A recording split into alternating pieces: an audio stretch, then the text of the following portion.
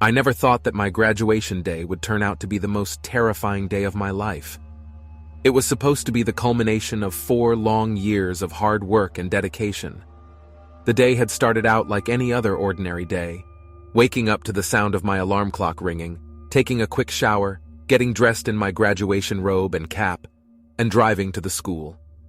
As I reached the school gates, I was overcome with a sense of excitement and nerves. I had imagined this day countless times, and now it was finally here.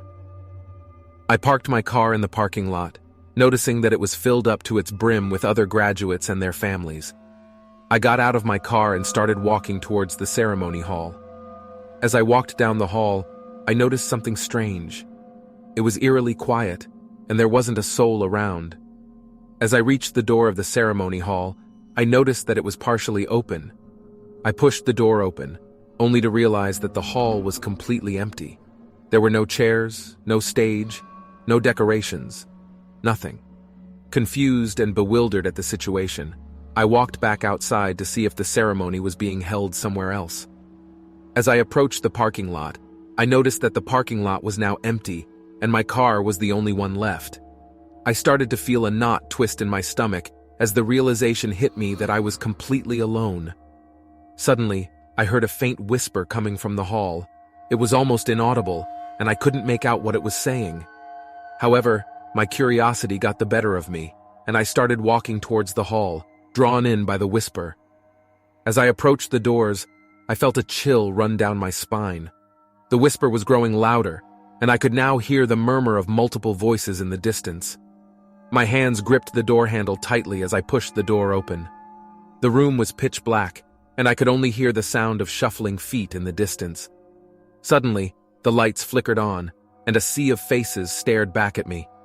But something was off.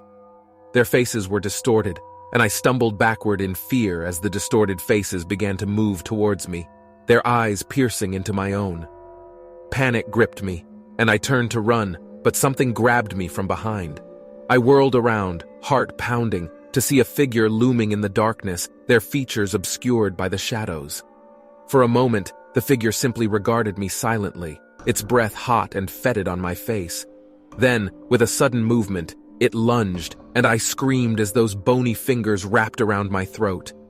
Pain and darkness consumed me, and I struggled vainly for air as the world around me faded away. When I came to, I was lying on the cold, hard ground, the weight of something heavy pressing down on my chest. As my eyes adjusted to the dim light, I suddenly realized what it was. A pair of cold, unseeing eyes staring down at me from the dark, twisted face of the figure that had attacked me. With a surge of adrenaline, I shoved the thing away from me and scrambled to my feet, heart racing.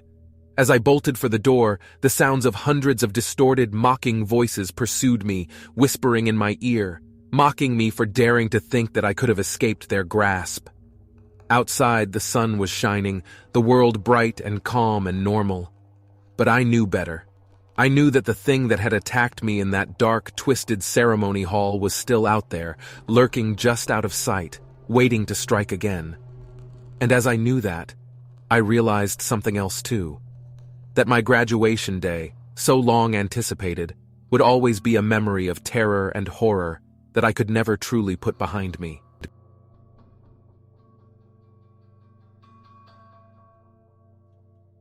I never thought my graduation day could turn into a nightmare. It was supposed to be the highlight of my life so far.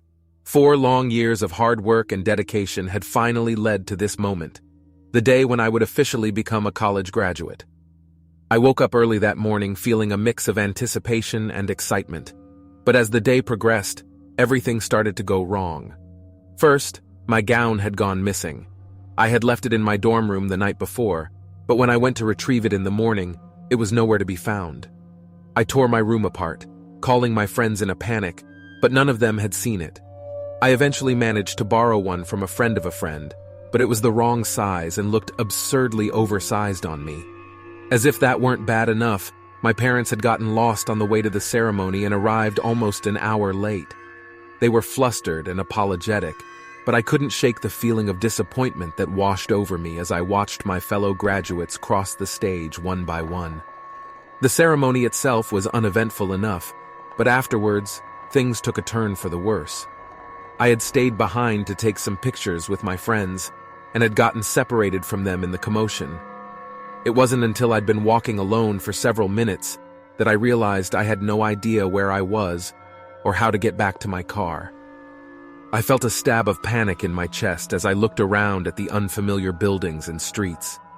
That's when I noticed the figure slouching in the shadows on the corner of the street, just a few steps away from me. It was a man. I could tell by the broad, hulking shape of his shoulders and the way his baseball cap cast a shadow over his face. He was standing in a pool of darkness, and I couldn't quite make out his features in the dim light. At first, I tried to dismiss him as just another guy passing by, but there was something unnerving about the way he was lurking on the edge of the sidewalk, like he was waiting for me to come closer. My heart started hammer. I realized too late that I was walking right into a trap. As soon as I got close, the man lunged at me, knocking me to the ground with brutal force. I felt my head smack against the pavement, and a searing pain flared through my skull. For a few seconds, everything went black.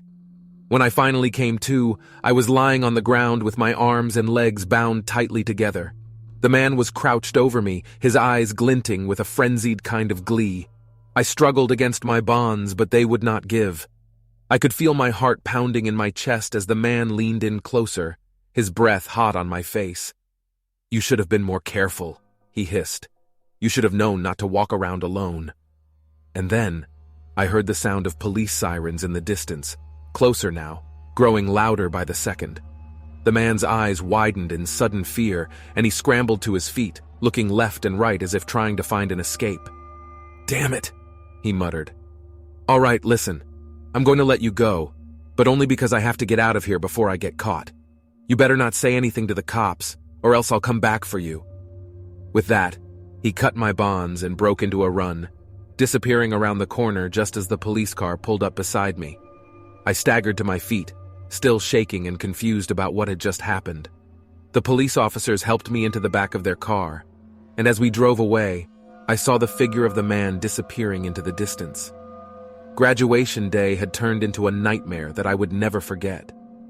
It was a reminder that danger could be lurking in the most unexpected places, and that we should always be careful, even when we are celebrating the accomplishments of our hard work and dedication.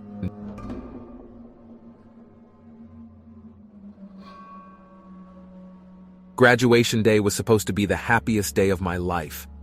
I had worked so hard over the past 4 years, sacrificing my weekends and late evenings to earn a degree in biology. I had dreamed of the day I would finally walk across the stage and receive my diploma with my loved ones cheering me on from the audience. Little did I know that graduation day would turn out to be a nightmare I could never forget. I woke up early that morning with a sense of elation that quickly turned into impatience. I couldn't wait to put on my cap and gown and join my graduating class at the university auditorium.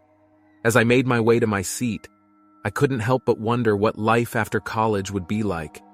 I was excited to take on the world, but nervous about the challenges that lay ahead. The ceremony began, and the graduation speeches were as dull as I had expected. I snuck peeks at my watch to see how much time was left until I could finally move the tassel on my cap from right to left. When the official announcement was made that we could stand up to receive our degrees, I jumped up with excitement. I felt a surge of pride as the speaker announced my name, and my row of graduates were directed to the stage. As I shook hands with the dean of my department and accepted my diploma, I heard a strange noise coming from the audience. I quickly dismissed it as a student being too excited as they witnessed their siblings or friends graduating. However, as I made my way back to my seat, the odd noises grew louder, and the commotion in the audience escalated.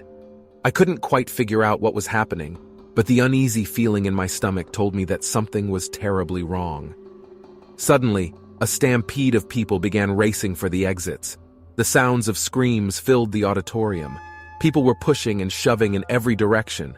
I felt hands grabbing at my back and pulling at my clothes as if trying to anchor me down. It was hard to move through the chaos.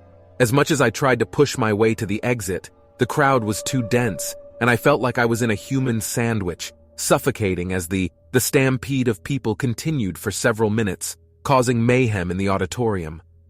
When it finally settled down, I looked around and realized that there were no longer any people left in the room. They were all gone, vanished without any trace behind. I could still hear faint whispers, giggles, and footsteps in the room, the hair-raising sound of 1,000 souls from another realm. It was then I realized that something supernatural was happening. All my rational thinking and comprehension told me what I heard and saw weren't real, but my instincts couldn't quite shake off the feeling. I hurried out of the auditorium, searching for my family and friends. When I finally stepped out of the building, the light seemed distorted, as if a dimming candle without enough wax. There was no one around, not even any cars passing by on the street. The world around me seemed empty and void, like it was just me in the spirit world. My fear had reached its pinnacle. I felt like I was losing control of my thoughts and body. Just then, I saw a shadow moving in the corner of my eye, and I turned to face the source of the movement. To my horror, I saw something that looked like a humanoid figure, completely black in appearance, standing in front of me. It was the tall, shadow-like being staring back at me, with eyes that were completely white and appeared to stretch around their head. I tried to run, but I could barely move my legs. Suddenly, its outline shifted, and I felt the sensation of icy tendrils reaching out towards me.